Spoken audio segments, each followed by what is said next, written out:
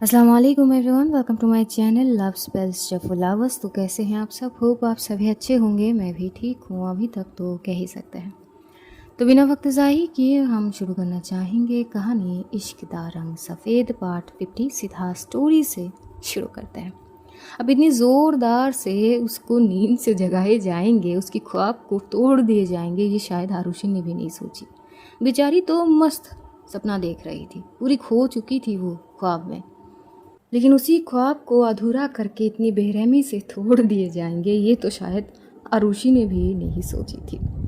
वो तो ऊपर वाले को याद करने लगती है जब उसे ये ध्यान होती कि वो हकीकत में आ चुकी है। जो बीत गई वो तो बस सपना थी। अपनी भोले से थोड़ी शिकायत तो ज़रूर करती कि सुबह सुबह यही वाट लगानी थी मेरी। एक बकेट पानी, उसके कान में भी थोड़ी बहुत पानी तो अंदर जा ही चुके थे। पूरे आंखें थोड़ी सी लाल से हो गए थे। वो तो बस एक टक माधवी की ओर देखते, माधवी ही अपनी दोनों हाथों को फोल्ड करके खड़ी थी और उसकी नज़र भी सीधा आरुषि के ऊपर ही थी। तभी आगे माधवी बोलती है, आपकी नींद पूरी हो गई? कैसे ना होते आप? इस तरह से उठाएंगे तो नींद में कैसे ही रहेगा इंसान। हो गया जी। नहीं, अगर कुछ कसर बाकी रह गई हो तो बोल दीजिए, मैं एक बार और बकेट पानी भर के लाती। नहीं नहीं, बहुत बहुत शुक्रिया आपका इस तरह से जगाने के लिए। मतलब आज शुरुआत अच्छी थी। बोलते वक्त उसकी पूरा चेहरा लटक चुकी थी मानो। तभी सारा जो है, अब वो तो मासूम बच्ची ठहरी, वो बोल पड़ती है ऐसे, बड़ी बड़ी आईने क्या किया आपके साथ? जैसे ही सारा ये बोलती है, आरुषि की शक्ल पूरी फीकी सी पड़ जाती है। वो माधवी को देखती है, सारा को ना देख के।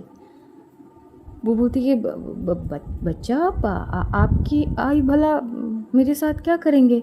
लेकिन बड़ी आप ही तो पुकार रहे थे ना आई को। आरुषि मनी मन बोलती कि क्या भगवान जी, कम से कम बच्चे के सामने ऐसे मज़े तो मत लीजिए आप। माधवी तो बस एक टक घूरी जा रही थी। आरुषि मानो कि वो माधवी की नज़र की ओर देख भी नहीं पा रही थी। वो फटाक से एक बेड से उतरती है, बेड भी भीग चुके थे। उतरते वो सारा के पास आती है।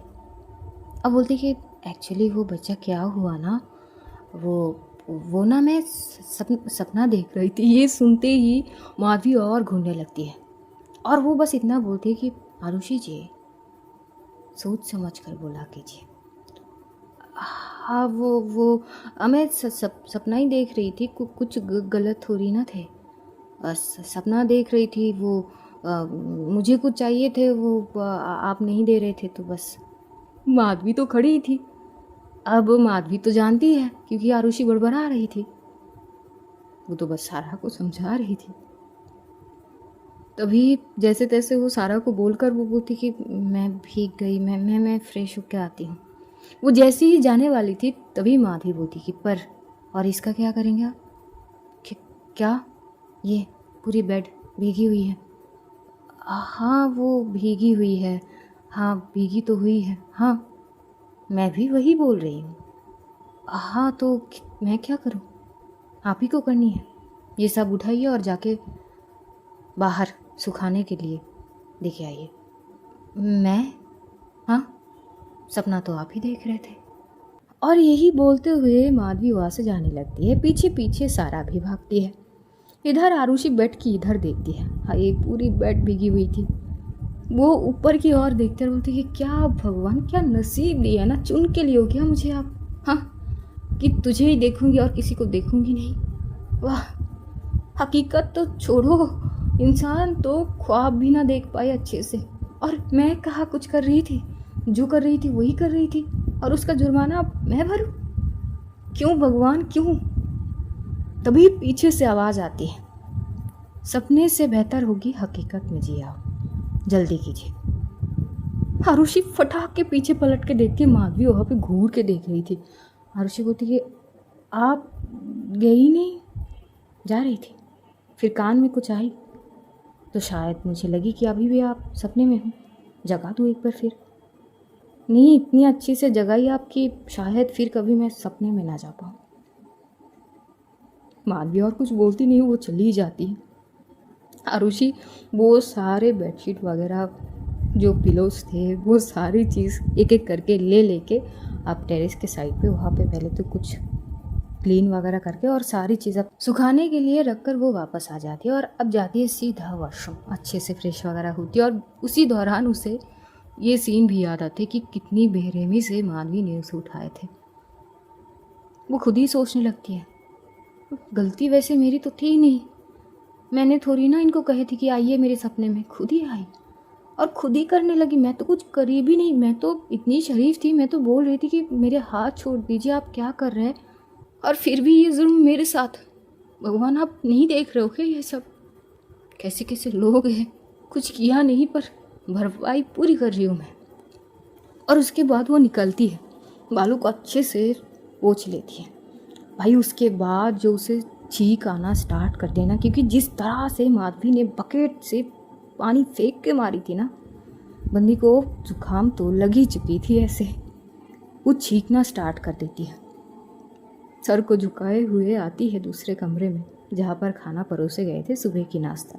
चुप से शरीफ बन के बस ब्रेकफास्ट करके सारा की ओर देखते हुए बोलती कि बच्चा जानी नहीं है क्या? हाँ चलो। ये दोनों निकल जाते। आज तो वो माधवी को कुछ बोलती भी नहीं है, वो निकल जाती है। लेकिन जैसे ही वो घर से निकलती है, इधर माधवी वो थोड़ी सी हंस पड़ती है। पागल, शायद ये पहली पागल इंसान है जो मैं इस तरह से देख रही हूँ चीज़ें के करने। ये और इनकी हरकतें ऐसे भला कौन करता है, पता नहीं इनका क्या होगी। यही बोलते हुए वो टेरेस पे जाते हैं, जो सुखाने के लिए रख के आए थे वो चीज़ों को देख रही थी। आरुषि नीचे जाती है छींकते हुए। तभी जो ओनर अंकल थे वो बाहर से टहल के आए थे घर के अंदर। तभी वो देखते हैं आरुषि को छींकते हुए बेचारी स्कूटी को निकालने की कोशिश कर रही थी। अंकल जो है गेट खोल देते हैं और वो पूछते भी है, बेटा ये जुकाम कैसे करा लिया तुमने? अंकल क्या ही बताऊं, बस सब कुछ पूछ लीजिए, हाल चाल सब कुछ, बस ये छोड़कर। क्यों? क्योंकि जब जब ये मैं सुनूंगी ना, मुझे सुबह की हादसा याद आएगी। हादसा? हाँ ना अंकल, बड़ी खतरनाक हादसा। ऐसा हादसा किसी के साथ ना हो। बेटा क्या बोल रहे हो? कुछ नहीं अंकल। अबे लवली मॉर्निंग जी। यही बोलते हुए आरुषि वो स्कूटी लेकर निकल जाती है सारा को लेके। वो सारा को स्कूल छोड़ती है और उसके बाद वो ऑफिस जाती है चीखते हुए। पूरी रास्ते भर चीख रही थी, बंद ही नहीं हो रही थी। और ऑफिस जाते ही अपनी डेस्क पर बैठे हुए न जाने क्यों उसे और भी चीखाने लगते हैं। बेचारी को इतनी प्रॉब्लम हो रही थी ना, सारे लोग उसे घूर घूर के देख रहे हैं। एक वक्त पे तो आरुषि बोल भी देती है, अरे भाई लोग, मतलब क्या है दिक्कत, अब इंसान चीख भी नहीं सकते हैं। देख रहे हो ना जुकाम हो गए, तुम लोग ऐसे देख रहे हो जैसे कि मैं किसी का मर्डर करके आई हूँ। हो सकता है जुकाम हो गया है, तबीयत खराब हो सकता है, इट्स वेरी नॉर्मल। और मौसम भी तो बदल रहा है ना, तो मुझसे ध्यान हटाओ और अपने अपने काम पे ध्यान दो। तो सब अपने काम करने लगते हैं और आरुषि भी कहीं ना कहीं अपने काम करने लगती है। लेकिन हर बार मानो वो सुबह के इंसिडेंट्स उसकी आंखों के सामने आ रहे थे और जब जब याद कर रही थी उसके चीखें और ज़्यादा बढ़ी जा रही थी। इधर तभी लगभग 1-1.5 घंटे बाद ही अश्विन वो कुछ काम से ही जाता है आरुषि के पास। वो पहले एक फ़ाइल देता है, लेकिन जैसे ही वो फाइल पकड़ती है आरुषि, भाई साहब उसका चीखना फिर से स्टार्ट हो चुके थे। अश्विन बोलते कि गॉड ब्लेस यू। क्या हुआ? ये कहाँ से बना लिया तूने? मैं, वो मेरे घर के पास ना एक दुकान है, सोचा कि मैं तो खाली बैठी हूँ, तो उनको ना मैंने 10 रुपये दिए और बोली कि मुझे ये बना के दो, तो बस बना के दिया और मैं अपने साथ लेके आई। अश्विन तो उसके शक्ल ही देखता रहा इतनी कंफ्यूज वाली नज़रों से कि ये क्या बोल रही है। तभी आरुषि बोलती कि मिल गया तुझे जवाब। हर बार बस मतलब जैसे कि क्या ही बोलूँ, कुछ नहीं, तू ले अपना काम, हो गया बस जा। अश्विन बोलते कि यार मैंने तेरा क्या बिगाड़ा, मतलब अच्छा बोलूँ तब भी दिक्कत, बुरा तो मैं कभी बोलता ही नहीं, मतलब अरे यार छोड़ तू। अश्विन चला जाता है। आरुषि को अब बहुत चिड़चिड़ी सी होने लगती है चीख से, क्योंकि ख़त्म होने की नाम ही नहीं ले रही थी। फिर वो सोचती कि हाँ क्या करूँ मैं इस चीख का, और फिर वो वहाँ से उठती है और वो जाती है कैफ़े में, थोड़ी सी कॉफ़ी पी जाएगी तो गरम गरम शायद उससे ठीक हो जाएगी। यही सोचकर कॉफ़ी की एक एक सिप ले रही थी और वो मंज़र याद कर रही थी। थोड़ी भी खुद ही हंस रही थी कि कितनी पागल हूँ ना मैं। पर अगर वो ख्वाब पूरी हो जाती तो कितनी अच्छी होती ना। तभी पीछे से अश्विन भी बोलता है कि ख्वाब क्या मतलब है। आरुषि फटाक से पीछे देखती है, अश्विन वहाँ पे बैठा हुआ था। तू मुझे फॉलो कर रहा है? जी नहीं, अपना कॉफ़ी देख और मेरा देख, तुझसे पहले तो मैं आ चुका था यहाँ पे। अच्छा, तो मैंने क्यों नहीं देखी? क्योंकि तेरे ध्यान कहीं और थी। हर चीज़ में मुझे ऐसा आरोप लगाना तू बंद कर दे आरुषि। हाँ ठीक है, अब तू है ही तो आके बैठ जा सामने। मतलब बुला भी रही है ऐसे जैसे कि पता नहीं क्या है। इतना भी ना मेहरबानी चाहिए नहीं मेरे को, छोड़ तू, मैं अपनी जगह पर ही ठीक हूँ। तभी आरुषि बोलती कि रास नहीं आ रहा है ना ऐसे बुलाना, नहीं आना है ना, मत आ, बाहर में जा तू। अरे यार आ रहा हूँ, क्या यार तू भी बड़ी अजीब है। हाँ हूँ ही मैं अजीब। तो ये दोनों थोड़ी सी बातचीत करके वो कॉफ़ी पीकर वापस अपने काम में लग जाते हैं। देखते देखते अब दोपहर होती है तो दूसरी ओर माधवी जो है वो सारा को लाने के लिए जाती है और उसको लेकर वो वहीं से सब्जी बाज़ार चली जाती है, कुछ खरीदारी करती है। और वो वापस जब आती है तो थोड़ी देर हो चुके थे। जब वो वापस आती है तो वहाँ पर उसकी दरवाजे के ठीक सामने ही आंटी जी खड़े थे। तभी वो आंटी जी बोल पड़ती कि बेटा इतनी देर क्या लगा दी है, कब की तो गई थी तुम, मुझे ये देने थे। आंटी ने कुछ सब्ज़ी वगैरह पकाए थे तो अच्छे बने थे, तो थोड़ी सी माधवी को देने के लिए आ गई थी। लेकिन तब तक माधवी नहीं आई तो वो दरवाजे पे ही खड़ी रही। लेकिन आंटी नोट करती है माधवी की जो चेहरा है वो थोड़ी सी मानो कि फीकी सी पड़ गई है, जैसे कि वो कुछ परेशानी है या कुछ तो थी। वो आंटी जी बोल पड़ती कि बेटा सब कुछ ठीक है ना? हाँ माँ जी, वो सब ठीक है। पर तुम्हें देख के लग नहीं रही है। नहीं सब ठीक है। ये क्या है आपके हाथ में? वो मैंने सब्ज़ी बनाई थी तो सोचा कि तुम्हें थोड़ी सी दे देती हूँ, इसकी क्या ज़रूरत है। अरे कोई बात नहीं, रख लो बेटा। तो दरवाज़ा खोलती है, आंटी भी घर के अंदर जाती है, वहाँ पे चीज़ें बातचीत होती है। तो आंटी जी थोड़ी देर बाद चली जाती है। इधर माधवी अब घर के काम में लग जाती है, पहले वो सारा को चेंज कराकर। देखते देखते वक्त तो बीत ही जाता है। लगभग 3:30 के आसपास काजल की कॉल आती है आरुषि के मोबाइल पर। आरुषि डेस्क पर बैठी हुई थी, कुछ कर रही थी टाइप कंप्यूटर में कि वो देखती है काजल कॉल कर रही है, लेकिन वो फिर भी कॉल रिसीव करती है, कान में लगाती है। वो हेलो बोलने से पहले पहले तो चीख मारती है। काजल बोलती कि अरे हाय, ना नमस्ते ना हेलो ना कुछ, सीधा चीख। क्या जताना चाह रही है कि तू बीमार है? अरे नहीं बीमार नहीं हूँ, पता नहीं ये सुबह से ये चीख मुझे बहुत परेशान कर रहे, कमबख्त खत्म ही नहीं हो रहे। हाँ इतना क्या चीख मारी है? कहा बर्फ़ में डुबकी मार के आई है क्या? डुबकी नहीं, डुबकी मारी नहीं हूँ आज, डुबकी तो मुझे मरवाई गई है। हैं? नहीं, डुबकी मारना और डुबकी मरवाई गई, ये क्या क्या बोल रही है तू आरुषि? कुछ नहीं, तू छोड़। फिर वो चीख मारती है। तभी काजल बोलती कि बस भगवान तेरा भला करे। अरे भगवान मेरा भला नहीं करेंगे, वो बस कांड करेंगे ऐसे कि मैं कुछ बोल भी नहीं पाऊँ। हर बार मैं ही क्यों फंस जाती हूँ यार? क्योंकि क्या कहाँ फंसी तू? कहीं नहीं। अरे क्या कहीं नहीं? कुछ तो बोल रही थी। अरे कुछ नहीं मेरी माँ। क्या? अरे इतना क्या गुस्सा हो रही है? अरे कुछ नहीं, ये चीख बस परेशान कर रहे। अच्छा तो दवाई ले लेना। अरे क्या दवाई लूँ, चाय वगैरह सब पी के बैठी हूँ मैं, ख़त्म ही नहीं हो रहे। ऐसा तूने क्या कर लिया जो इतना चीख रही है? कमबख्त, कुछ किया ही तो नहीं मैं। हैं? तभी आरुषि बोलती कि तू छोड़ ना, क्यों मेरे जले पे नमक छिड़ा रही है तू? मैं तो कुछ की ही नहीं। तेरे जले कहाँ है और नमक कहाँ लगा रही हूँ मैं? काजल तू छोड़, तू बता क्या हाल है? और पिक्चर के लिए थैंक यू। खुश तो बहुत होगी तू। हाँ, खुशी से पागल हुई पड़ी। अच्छा, चीख रही है हर 2 मिनट में और तू ऐसे पागल हुई पड़ी है बोल रही है? वैसे क्या हुआ है, कुछ हुआ है क्या?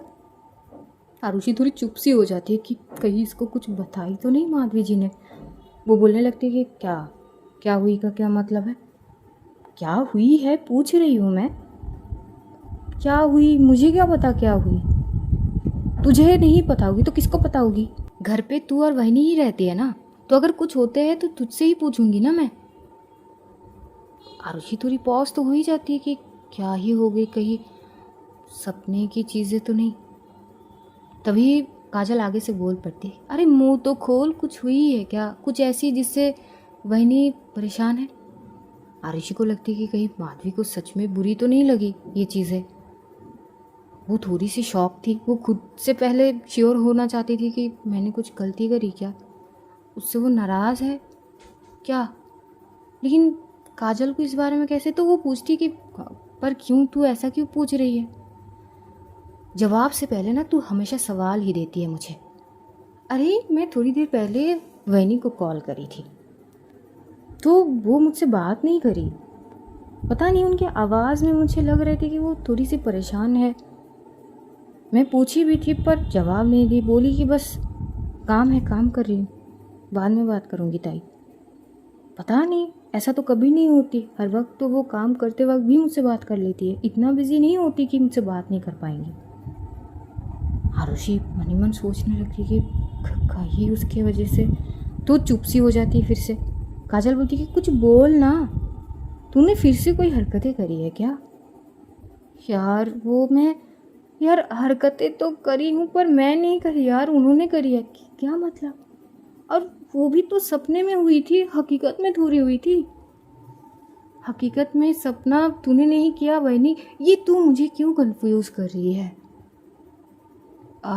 मैं तुझे ऐसे फ़ोन पे तो नहीं बता सकती हूँ, मैं तुझे टेक्स्ट पे बताती हूँ, क्योंकि पता नहीं मैं जब से चीख रही हूँ सुबह से ये लोग मुझे ऐसे घूर घूर के देख रहे हैं। काजल हंसती और बोलती कि चल ठीक है बता।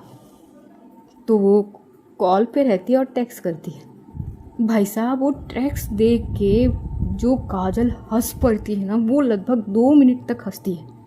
आरुषि को बड़ी चुल मच जाती है इस चीज़ से और बोलती कि बस कर, मैं बोल रही हूँ बस कर काजल। अरे बस भी कर, इतना कौन हंसती है, मुझे नहीं बात करनी, और वो कॉल कट कर देती है। फिर भी काजल ना उसको हंसने वाली इमोजी भेज रही थी भर भर के, और आपकी बार जो आरुषि है फ़ोन ही स्क्रीन ऑफ कर देती है। हद हो गई, कोई हंसनी, कोई मजाक कर रही हूँ मैं? सुबह से लेकर सारी चीज़ मेरे साथ हो रही है जबकि मैंने कुछ किया नहीं। खुद ही बड़बड़ा रही थी। फिर उसे काजल की बातों पे ध्यान आई, पर माधवी जी इस बात से इतना क्या परेशान हो गई? आरुषि ठीक से कभी कुछ कर भी पाती है? हर थोड़ी दिन में उनको पता नहीं कैसे, मैं कभी सुधरूंगी नहीं क्या? अब वो फिर से नाराज़ हो गई क्या? क्या करूँ मैं? तो वो अपना काम करने लगती है। काम करते करते वो सोचती है कि क्यों ना माधवी को एक बार कॉल कर लूँ, लेकिन उतनी हिम्मत थी नहीं। सुबह वाली इंसिडेंट के बाद वो टेक्स्ट करती है, माधवी जी वो आप मुझसे नाराज़ है क्या? माधवी तुरंत ही रिप्लाई करती है, नहीं तो मैं आपसे नाराज़ नहीं हूँ, जल्दी घर आ जाइएगा, मुझे कुछ बात करनी है। भाई ये बात सुन के तो मानो उसकी दिल की धड़कन काफ़ी तेज़ हो जाती है। भाई जान मानो की हलक तक चली गई अचानक कि घर घर पे आके बात करते हैं, मतलब क्या क्या क्या बात करने वाले हैं? कहीं वो फिर से वो सुबह वाली, ये भगवान, पर अब मैं क्या बोलूँगी उनको? तो वो जल्दी जल्दी अपने काम करने लगती है। भाई बहुत टेंशन में आ चुकी थी कि पता नहीं घर में जाके क्या होगी। जल्दी जल्दी काम निपटाती है वो, 5:30 तक उसके काम ख़त्म हो जाते हैं। बस वो निकलने की तैयारी कर रही थी। अश्विन फिर आता है कुछ चीज़ें करेक्शन करने के लिए, लेकिन वो जैसे ही आता है इधर आरुषि उठती है। अश्विन बोल पड़ते कि कहाँ जा रही है? घर दिखाई नहीं दे रही तुझे? बैग हाथ में है, बस जाने के लिए निकल रही हूँ डेस्क से। वो एक बार देख तो ले, ये मेरी आज तो काम ख़त्म, कल देख लूँगी। अरे आरुषि यार देख ले, बोली ना थोड़ी सी अर्जेंट है प्लीज़। चल जा यार, तू जा ले। तो आरुषि वहाँ से निकल पड़ती है। स्कूटी लेती है और फटाक से वहाँ से थोड़ी सी स्पीडी से ही वो घर पहुँचती है, 20 मिनट में पहुँच जाती है। घर पे आती है, भाई साहब बंदी की टेंशन। वो नीचे की फ्लोर से ऊपर आते आते उसकी दिल की धड़कनें न जाने कितनी स्पीडी से बस हर एक कदम पे शायद बढ़ ही रहे थे। वो डोरबेल बजाती है। डोरबेल बजते ही माधवी दरवाज़ा खोलती है, लेकिन माधवी के चेहरे पर पता नहीं अजीब से परेशानी देखे वो खुद भी थोड़ी शॉक थी। परेशानी थी कि मायूसी थी, ये समझना थोड़ी मुश्किल थी। वो अंदर जाती है, बैग रखती है और माधवी की ओर देखती ही बोलती कि हाँ बोलिए, बात करने थे तो आप पहले फ्रेश तो हो जाइए। देखिए, जब से आपने ये बोले हैं कि बात करने हैं तब से गले से कुछ जा नहीं रहा है।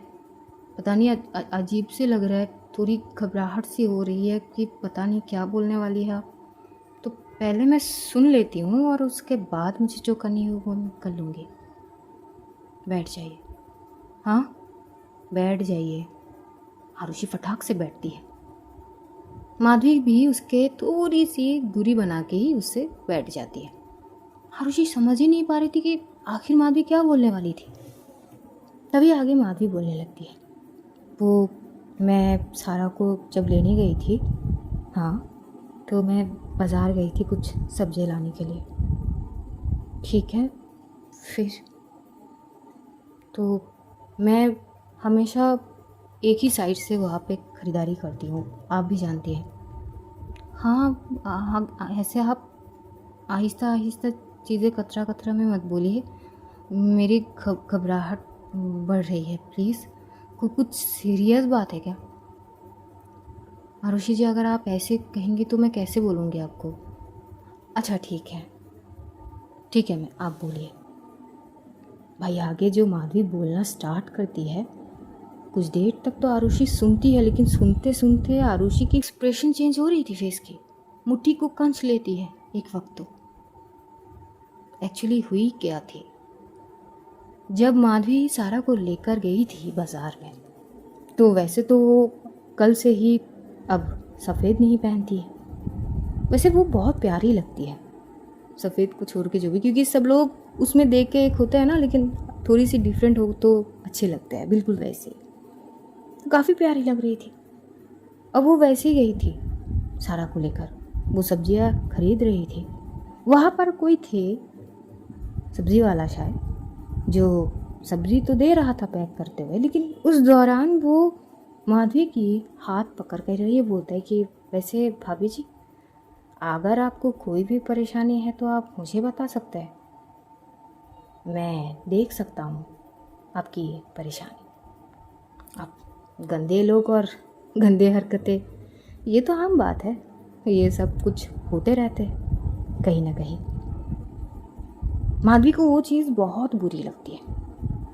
वो बस सब्जी लेकर वहाँ से चली आती है। अब इतने सारे लोग थे वहाँ पे, हंगामा करना उसे ठीक नहीं लगती, और सारा भी साथ थी। उसमें क्या असर आएगी, ये सारी चीज़ सोचते हुए घर आ चुकी थी। और यही चीज़ सुनते हुए आरुषि की आंखों में जो गुस्सा आती है ना भाई साहब, वो खड़ी हो जाती है। माधवी उसकी आंखों में गुस्सा देख चुकी थी, और जैसे वो खड़ी होती है तभी आरुषि को माधवी बोल पड़ती है, मुझे पता है आपको बहुत गुस्सा आ गई है, लेकिन अगर आप ऐसे गुस्से में कुछ करना चाहती है तो शायद मुझे बोलना नहीं चाहिए थी। तभी आरुषि माधवी की ओर देखते, क्या मतलब है, आपके साथ ये चीज़ हुई और आप मुझे बोल रही है कि अगर मैं इतना गुस्सा करती तो आप नहीं बताते, यही बोलने की कोशिश कर रहे आप? हाँ माधवी जी, आप समझ भी रही हैं क्या हुई है? मैं समझ रही हूँ, मैं नहीं चाहती कि कोई हंगामा हो। देखिए, हम यहाँ पे रह रहे हैं बड़ी इज्जत से, मैं नहीं चाहती कोई भी बात आए। और समझ रहे आप, सारा छोटी है, सारा छोटी है तो क्या हुआ, गलत है? अगर वो अभी से ये सारी चीज़ नहीं सीखेंगी तो कैसे चलेगी, वो भी एक लड़की है। आप आगे चल के उसे क्या सिखाने वाली हो? आप अगर चीज़ों की पलटवार खुद नहीं करोगी, अपने लिए खुद खड़ी नहीं होगी, तो आगे जाके सारा क्या सीखेगी? क्या आप सारा को यही सिखाने वाली हो कि बेटा ऐसे माहौल से बस भाग के चले आओ? अपने लिए खड़ी मत हो। उसको जवाब तो देने चाहिए थे ना, सारा के सामने ही देने चाहिए थे, तब ठीक होते। मुझे पता है, मुझे समझ नहीं आ रही थी कि मैं क्या करूं। आरुषि जाने वाली थी, तभी माधवी हाथ पकड़ लेती है। कहाँ जा रही हैं आप? वही सब्जी वाला है ना? वो जैसी ही बताती है ना कहाँ पे बैठता है, क्या करता है, रंग रूप कैसा है, माधवी खुद शॉक होती है। आरुषि को कैसे पता इतनी डिटेल्स? वो पूछती भी है, वैसे आपको इतनी डिटेल्स कैसे पता कि वो सब्जी वाला कैसा दिखता है, कहाँ पर बैठता है, कैसा बोलता है? क्योंकि आप माधवी जी, आपके पीछे ना बहुत घूमी हूँ। आपके सामने नहीं, पर पीछे से आप जहाँ जहाँ जाती थी वहाँ से गुजरती थी मैं। उस सब्जी बाजार में हर एक शख्स को बहुत अच्छे से पहचानती हूँ। ये बात सुन के माधवी चुप सी हो जाती है। तभी माधवी बोलती है, देखिए मैं समझ रही हूँ, लेकिन फिर भी, और अब आप ऐसे चाहेंगी उससे? मैं कुछ देर तक तो बस माधवी को घूर ही रही थी। तभी माधवी बोलती कि क्या मैं कुछ गलत बोल रही हूँ? हाँ शायद। देखिए, अगर आप ये बोल रही कि आपने सारा के लिए कोई हंगामा नहीं की तो ज़रूर आप गलत है। लेकिन अगर वहाँ पे बात कुछ और थे तो मैं अलग सोच सकती हूँ। वो दरअसल जब ये हरकतें उस शख्स ने किए थे, थोड़ी देर बाद ही उनका भी एक बेटी आई थी वहाँ पर। मुझे जवाब तो देने थे, लेकिन उनकी बेटी को देख के मैं चुप हो गई थी। तो आप ये बोलिए, ये क्या बात हुई? मैं तो कुछ और समझ के बैठी।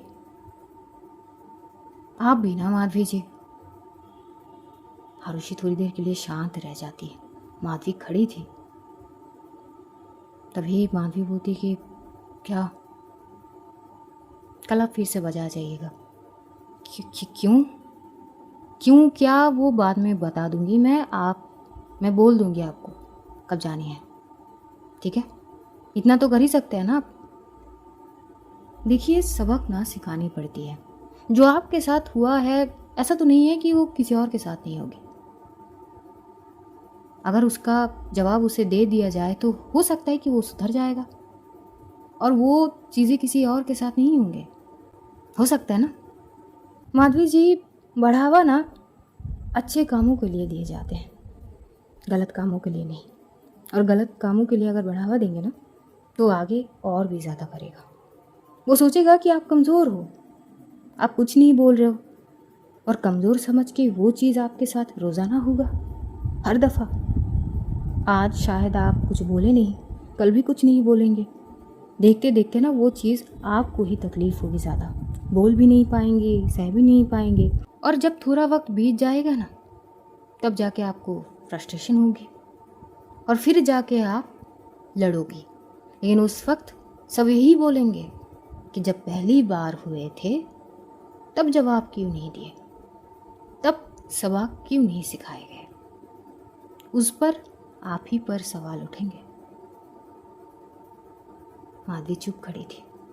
आरुषि वहाँ से दूसरे कमरे में जाती है। वो अच्छे से फ्रेश वगैरह हो ली थी और बेड पे बैठ जाती है। बड़ी गुस्से में थी। खून तो मानो ऐसे खौल रही थी कि बस जाए और उस इंसान की सिर फोड़ दे। लाजमी भी थी, लेकिन कहते हैं ना, कभी कभार थोड़ी बहुत सोच समझ कर कदम उठानी चाहिए। ज़रूरी नहीं है कि हर बार मार के ही सही करे जाए चीज़ों को। कभी कभार कुछ टेढ़ा रास्ता निकल कर भी इंसान को ज़िंदगी भर के लिए सबक दे जा सकते हैं। शायद आरुषि कुछ ऐसी ही सोच रही थी, लेकिन गुस्से में तो बहुत थी। थोड़ा वक्त बीत ही जाती है और उस दौरान माधवी आती नहीं है इस कमरे में, क्योंकि आरुषि लैपटॉप लेके बैठी थी। उसे लगी कि शायद वो कुछ ऑफिस के काम कर रही हो। वो बस सारा को पढ़ाने लगती है। वक्त बीतने लगता है। इधर 8:30 बजे तक काजल की कॉल आती है। आरुषि फ़ोन देखती तो है, रिसीव नहीं करती है। 3-4 बार कॉल करने के बाद काजल माधवी के मोबाइल पे कॉल करती है। माधवी रिसीव करती है। हाँ ताई। वैनी, वो आरुषि ऑफिस से नहीं आई है क्या? हाँ ताई, वो तो कब की आ चुकी है। अच्छा, तो फिर क्या उसको मेरी कॉल जा नहीं रही है या वो देख कर भी अनदेखी कर रही है? नहीं, वो शायद वो तो लैपटॉप लेके बैठी है, कुछ काम कर रही होंगी।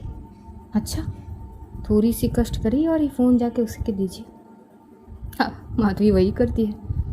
वो आती है कमरे में और आरुषि को बोलती है कि वो ताई की कॉल है, आप फ़ोन क्यों नहीं उठा रही होंगी। आरुषि जवाब नहीं देती, वो कॉल लेती है और कान में लगाती है। हाँ काजल, हाँ काजल, इस तरह से मुझे इग्नोर करके तू अब काजल बोल रही है? काजल, बाद में बात करूँगी। अरे क्या हुई? मैं तुझे बता दूँगी। काजल को लगती कुछ बात सीरियस हुई होगी, तो बोलती कि चल ठीक है, बट सब ठीक है ना? हाँ, नहीं भी है तो हो जाएगी। फिर यही हो के कॉल डिस्कनेक्ट हो जाती है, आरुषि कर देती है। माधवी वो फ़ोन लेके चली जाती है। डिनर वगैरह करे जाते हैं और उसके बाद आरुषि आती है। वो अपनी हिसाब से ही बेड पर लेट जाती है, दूसरी तरफ फेस करके सो जाती है। माधवी भी सोई हुई थी बेड पर। वो तभी धीमी सी आवाज़ में बोलती है, आरुषि जी। आरुषि पलटती नहीं है और वो बस इतना बोलते हैं कि माधवी जी, मैं गुस्सा नहीं हूँ, आप सो जाइए। आगे माधवी कुछ बोलती नहीं है। वो रात बीत जाती है, सुबह होती है हर दिन की तरह ही, लेकिन आज सारा की एग्ज़ाम नहीं थी तो एक दिन बंद थे। बस आरुषि ब्रेकफास्ट करके निकल जाती है घर से, ऑफिस जाती है, पूरा दिन ऑफिस करती है। जैसे ही ऑफिस ख़त्म होती है लगभग 5 बजे के आसपास, वो अश्विन को बोलती है कि अश्विन, हाँ बोलना आरुषि, एक हेल्प करेगा? अश्विन की आंखें चमक जाते हैं, पहली बार आरुषि हेल्प के लिए बोल रहे हैं। उसे मानो कि यकीन नहीं हो रहा है। वो खुद के हाथ में ऐसे चिमटी काटता है। द आरुषि मुझे बोल रहे हैं आज कि एक हेल्प करेगा। मैं सपना तो नहीं देख रहा हूँ ना? आरुषि उसके शोल्डर पे मारती है। बकवास करता रहता है ना हमेशा। हाँ, करना है कि नहीं बस इतना बोल। अरे ज़रूर, तू बस बोल के देख, करने क्या होंगे। अब आरुषि अश्विन को क्या बोलती है वो तो बाद में पता चलेगी। आरुषि वहाँ से निकलती है।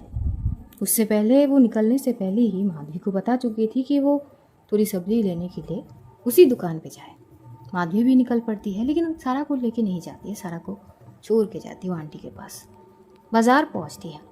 बाज़ार पहुँच के वो उसी दुकान पे जाते हैं और सब्जी लेती है। और आज भी वो दुकानदार वाला वही करता है। जैसे ही सब्जी की वो पैकेट पकड़ा रहा था, फिर से माधवी का हाथ पकड़ लेता है। अरे वो भाभी जी, कल कहा था ना मैंने, कुछ मदद वगैरह चाहिए तो बोल सकते हैं आप। वैसे आप तो वैसे विधवा हो ना, वैसे अब बच्ची भी है तो कैसे चलते होंगे, मतलब। माधवी हाथ छटक देती है। लेकिन तभी वहाँ पर वो जो दुकानदार थे वो सामने की ओर उनके नज़र चले जाते हैं। उनका ही बेटी जो 10 साल के थे, 10 या 12, और सामने एक लड़का जो चॉकलेट देने की कोशिश कर रहा था। उनकी बेटी के हाथ को पकड़ते हुए, हाथ पकड़ने का अंदाज भी थोड़ा अलग ही थे, समझ ही सकते हो। और वो बंदा बोल रहा था कि अरे बेटा लो ना, मैं दे रहा हूँ ना, और तुम्हें जब भी चॉकलेट खाने का मन करे ना बस मुझे बोल देना, मैं यहीं पे रहता हूँ, तुम्हारे लिए बहुत सारे चॉकलेट है मेरे पास। अब वो देखने पर ही इतनी अजीब लग रहे थे कि दुकान वाले की दिमाग तो मतलब पूरा की पूरा ख़राब ही हो जाता है। वो बस दुकान से निकलने की कोशिश कर ही रहा था कि कुछ कस्टमर आ जाते हैं सब्ज़ी वगैरह लेने। वही देने में देखते देखते वो जो बंदा था उस शख्स के बेटी के पास, वो बंदा थोड़ा चला जाता है साइड में, और उसका बेटी जो है दुकान पर आती है। अब ये भड़क पड़ता है, किससे चॉकलेट लिया है तूने? हाँ, तुझे चॉकलेट चाहिए तो मुझे बोलने होते हैं ना, किसी अरे गहरे से ना ऐसे चॉकलेट मत लिया कर आगे से, जितना चॉकलेट चाहिए मैं दूंगा। पर वो बाबा, मैंने बस आगे से ना ऐसे किसी के पास से चॉकलेट नहीं लेना है, समझ गया ना तू? ठीक है बाबा। वो अपने कस्टमर्स को सब्ज़ी वगैरह दे के वहाँ से ख़त्म करते हैं चीज़ें। थोड़ी देर बाद उनके जो बीवी है उस दुकानदार का, वो भी आती है। वो आती है और अचानक वो दुकान में ना आकर साइड में चली जाती है। तभी उस दुकानदार का नज़र सामने की ओर ही जाता है। एक और लड़का, वो पंजाबी जैसे होते ना, मूछे और पगड़ी बिल्कुल वैसे ही, थोड़ा सा कुर्ता टाइप का कुछ था, उसके हाथ में एक पार्सल जैसा कुछ था। तो उस दुकानदार का जो बीवी थे उस इंसान के सामने जाते हैं और वो पार्सल लेने लगता है। वो बोलती कि हाँ भाई साहब, ये मेरा ही। वो पार्सल देकर, अब जिस तरह से दुकानदार ने माधवी की हाथ पकड़ा था, बिल्कुल वैसे ही हाथ के कलाई के ऊपर तक आके छू रहा था वो लड़का। और बोलता है कि अरे वाह, आपसे क्या पैसे लेना, वैसे डिलीवरी चार्ज देने की ज़रूरत नहीं है, आप रख लीजिए, आपके लिए तो कुछ भी वैसा खूबसूरत काफ़ी हो। वैसे हमारे लिए करने के लायक कुछ हो आपके लिए तो ज़रूर बताएंगे। तो उस दुकानदार की जो बीवी है वो कुछ नहीं बोलती, वो बस उस लड़के के हाथ में पैसे पकड़ा के चली आती है। अब तो भाई साहब, दुकानदार जो शख्स था उसका तो दिमाग पूरा ख़राब ही हो जाता है। वो अब निकलता है दुकान से और जाके उस बंदे के कॉलर पकड़ लेता है और सरेआम मारने लगते। एक दो चाटा तो मार ही देता है। तभी वहाँ पर आरुषि पहुँचती है और बोलती कि ओ भाई साहब, कर क्या रहे हैं, क्यों मार रहे हैं इनको, क्यों मारा, कैसे गंदे नज़रों से मेरी बीवी को तार रहा था कमीना, और कैसे छू रहा था, हाँ हिम्मत कैसे हुआ तेरा कि मेरी बीवी को इस तरह से छू। तो मारने की कोशिश जैसे वो कर रहा था, तभी आरुषि पीछे से एकदम से धक्का मारती है, सामने से पुश करती कि वो बंदा जो है एक दो कदम पीछे चले जाते हैं। क्यों, इसमें दिक्कत क्या है, क्या दिक्कत है, मतलब तुम खुद भी लड़की हो और किसी औरत के साथ ऐसी चीज़ें हुए तो तुम, हाँ तो किसी औरत के साथ ऐसे चीज़ हुए मतलब खुद के बीवी के साथ हो रहा है, इसे देख के तुम्हें बर्दाश्त नहीं हो रही, लेकिन किसी और के साथ तुम जब ये कर रहे हो तब तुम्हारी सोच कहाँ पर चले गए थे। दुकानदार थोड़े कंफ्यूज हो जाते हैं। तभी वहाँ पे काजल और माधवी भी आती है। अब दुकानदार का पूरा शक्ल उतर चुका था भाई, उसके बीवी भी इतनी गुस्से में थी, घूर घूर के देख रहे थे उस दुकानदार को।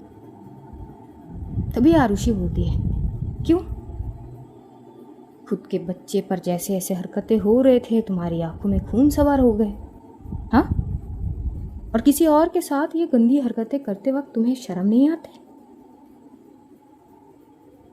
उसका पूरा सर झुक चुके थे, सरेआम बहुत सारे लोग इकट्ठा हो चुके थे। उस दुकानदार का बीवी आके एक चमाटा ही मार देती है, इतनी जोर से थप्पड़ की गूंज दूर तक सुनाई देते हैं।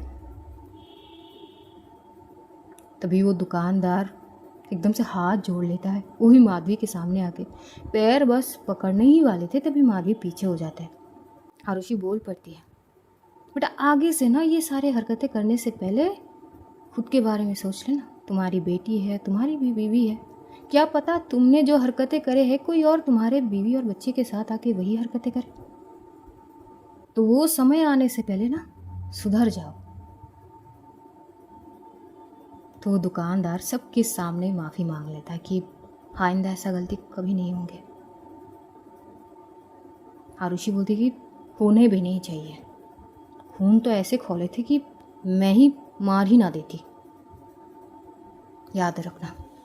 और यहाँ से वो माधवी की हाथ पकड़ते हुए वहाँ से जाने लगती है। काजल भी थी। काजल बोलती कि शांत हो जा, लेकिन मुझे एक बात समझ नहीं आई।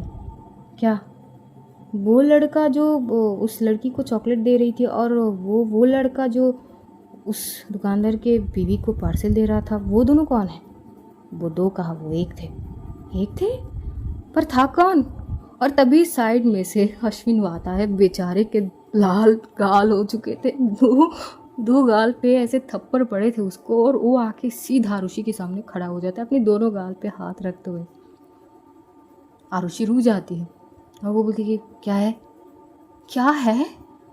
मतलब मैंने सोचा तुझे कुछ हेल्प चाहिए होंगे, मैं भी दौड़ते हुए आ गया, पता नहीं क्या ना क्या, पर तूने मुझसे भेस बदल कर ये हरकतें करवाए, और अब देख मेरे गाल पे ऐसे निशाने।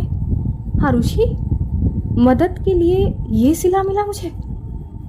काजल तो इतनी ज़ोर से हंस पड़ती, माधवी को भी थोड़ी हंसी आती लेकिन वो हंसती नहीं। आरुषि बोलती कि दोस्त की मदद करना सिर्फ मदद करना ही होती है, अब उसका अंजाम क्या है ये थोड़ी ना सोचेंगे हम, तो फिर दोस्ती की मायने क्या रहेगी। वाह बेटा वाह, ये रही तेरी दोस्ती, ये गाल पे निशान।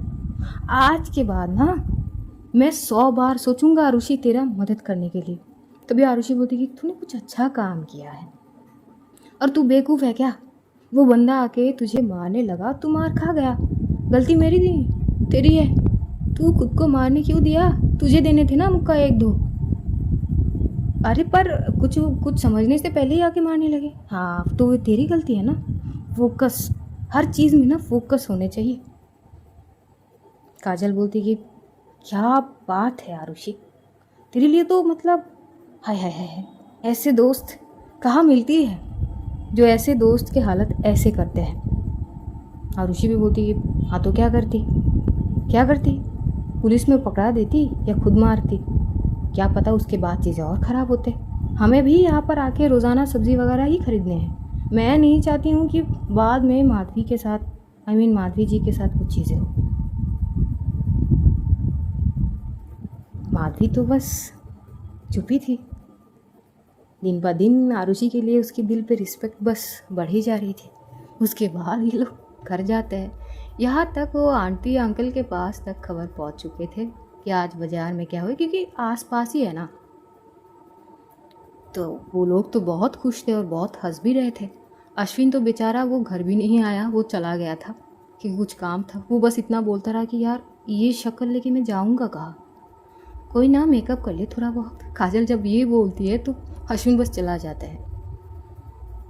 इधर ये लोग घर आते हैं, तभी जो काजल है वो बोलती कि क्या बात है आरुषि, आज तू तो छा गई। अरे यार ऐसा कोई बात नहीं, वैसे तुझे ये वैनी ने खुद बताई। तभी आरुषि बहुत प्राउडली कहती है हाँ, और पहली बार मुझे बहुत अच्छी लगी। मैं आई घर, वो जिस तरह से अपनी परेशानी बताई, तब जो माधवी थी वो किचन में काम कर रही थी। आरुषि आगे बोलती है कि मुझे लगी कि अपनी हक से किसी चीज़ को, किसी परेशानी को बताना है ना, जैसे बताते हैं बिल्कुल वैसे ही बता रही थी वो चीज़ें, और मुझे वो चीज़ बहुत अच्छी लगी। वाह क्या बात है, मतलब अब सब कुछ ठीक हो रही है तेरे साथ। है इतनी परीक्षा देने के बाद अब जाके तुझे उन सारी चीज़ें की फल मिल रही है। नहीं बात ऐसी भी नहीं है, अगर उनकी जगह कोई और होते तब भी मैं वही करती। लेकिन हैट्स ऑफ यार, तूने जो किया है वो बहुत अच्छी काम किया है। सबक भी मिल गए और सच भी पता चल गया, और ऐसे पता चले कि बाद में चीज़ों को लेकर कोई प्रॉब्लमेटिक चीज़ें नहीं होगी। तो आज कहानी यहीं पर समाप्त करते हैं, जानेंगे आगे क्या होंगे। तब तक अपना ध्यान रखिए, अपनों का ध्यान रखिए, ढेर सारा प्यार बांटिए, खुश रहिए, खुशी बांटिए। Love you all guys, see you soon, बहुत जल्द फिर मुलाकात होगी। तब तक के लिए खुदा हाफिज़, tata bye bye, good night guys, take care all, Tata.